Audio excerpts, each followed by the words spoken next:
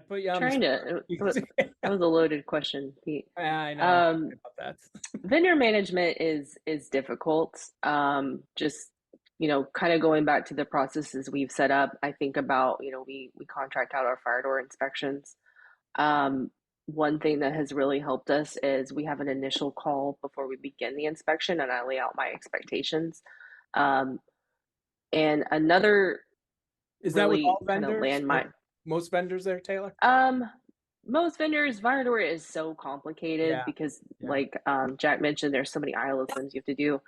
But educating them on what I need, because they don't know what an ILSM Mm. is. They don't know, what the Joint Commission requirements are. So I have to tell them, I have to educate them, and then, as they start their inspection every single day, we have a call at the end of the day so they can tell me what failures they found, so I can immediately put in those ILSMs if I need to. That was a challenge to get that set up because the vendor doesn't think it's necessary. They're like, oh, these are easy. We're just doing fire doors, but it's a big deal. Yep. So I would, if you can, I would use the same vendor every year because I've set up a really good relationship with my vendor who does our fire door inspections. It's the same technicians, it's the same account manager. They know what I want. Um, and, I know the quality of work that I'm going to get. So I don't know if that answered the question, but that's a good process that I've set up.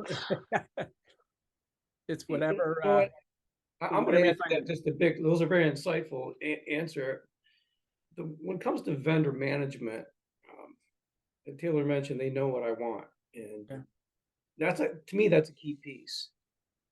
Sometimes when you're working for a large organization, there's almost a templated program that you buy from a vendor, and sometimes they lose sight that each hospital, you are the customer.